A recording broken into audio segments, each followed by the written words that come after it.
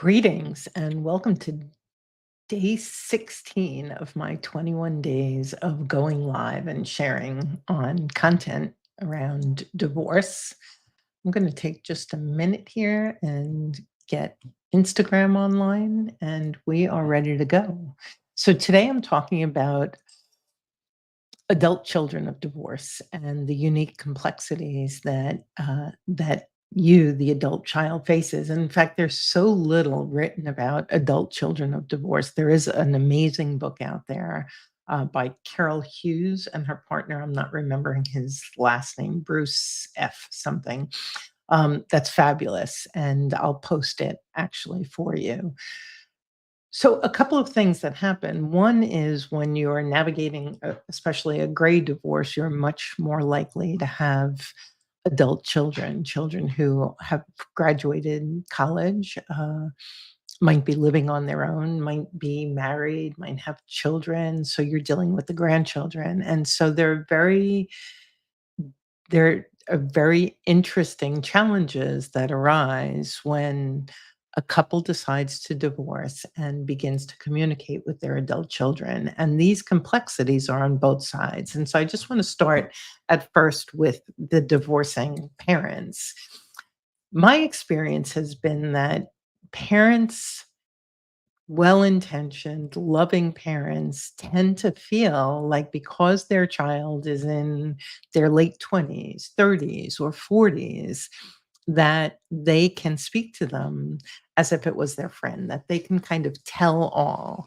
And the rule is whatever the rule is for young children, it's pretty close to the same for adults. You should not be talking to your adult child about how your soon to be ex cheated on you and sharing that kind of betrayal or infidelity. You should not be talking to your adult child about your fear around finances and your fear of not having enough. When you confide in and talk to your adult children about what the other parent did wrong or the dangers that you face, you double their burden because no matter how old they are, they're still experiencing their parents splitting for the first time. And the other thing that's really interesting that took me a little bit by surprise is adult children, because they have so many more years or decades in this paradigm with a full family, a mom and dad who's married, it can be more devastating to them, more unsettling to them than young children who are, barely in grade school or in grade school. And so we don't think about that. Parents tend to think, well, they're adults, they're out of the house, they have their own spouse, they have their own family, they have their own life. And so it's okay, it's fair. And I have worked with a number of clients who this was a conversation we needed to have multiple times. And so a couple of the questions, if you're getting a gray divorce and you have adult children, is what is your intention in whatever you're going to share with your kids? Like, what's the intention behind it? If the intention is so that they understand how bad the other parent was to you, why? Why is that important to do? Maybe you'll say because the other parent is saying I'm the bad guy, but they're really the bad guy.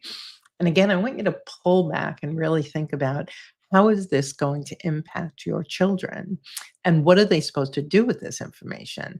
And they're already struggling with the fact that mom and dad are splitting after 20, 30, 40 years, whatever. And so they're already dealing with that. And then if you're going to add to their plate, to their shoulders, to their burden, the question really becomes what is the value of me sharing for my child? Not for me, but for my child. And I think that when you use that as the question, the vast majority of time, the answer will be I should not share.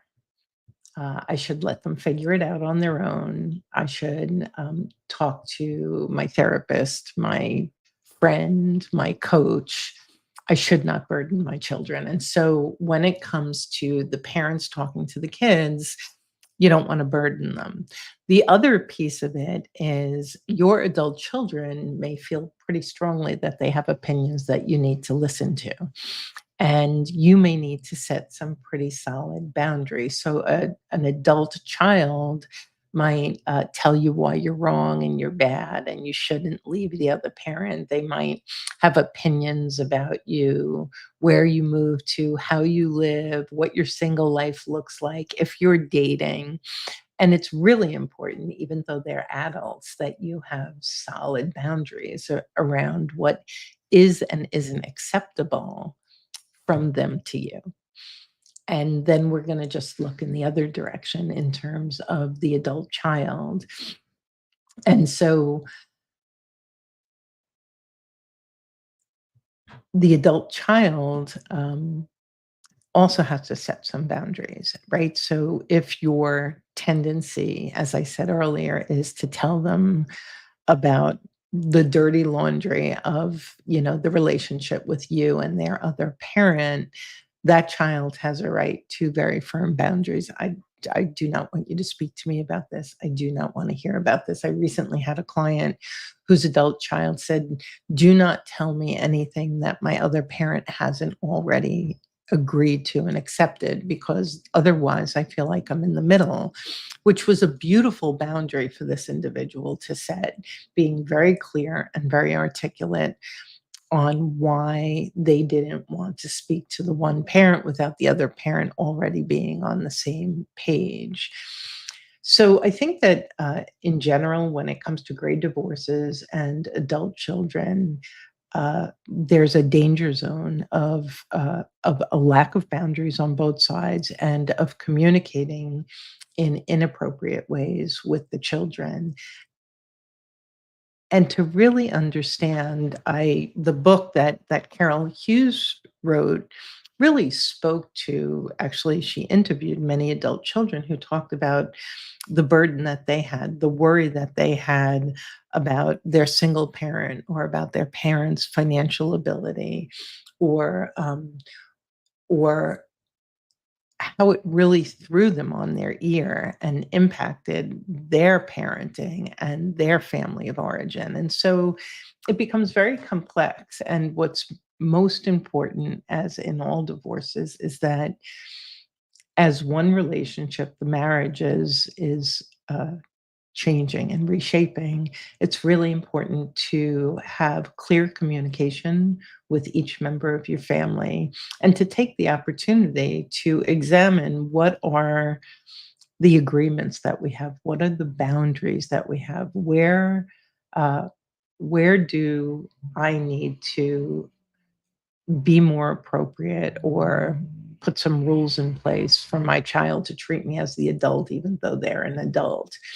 And when you do that, you create space for everyone to process this. And so it's really important to be able to talk about it, that this is happening. And if you have feelings about it, if you want to talk about it, if you want to tell me what your kids, my grandchildren are going through, like, that's all great communication. When there are boundaries and you can say, "Hold on a second, that is not a topic I choose to share with you. That is not a question that I'm gonna answer, because that's my privacy and that's off limits." Like, it's really helpful to have those conversations ahead of time.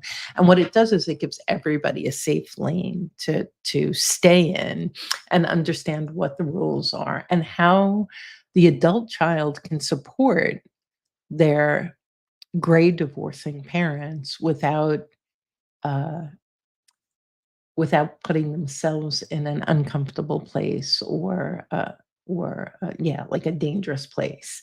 And so I hope that this is helpful. If you're getting a gray divorce and you're navigating opinions and judgments and criticisms of your adult children, I really encourage you to set boundaries and to communicate what that does to you and what you need from them.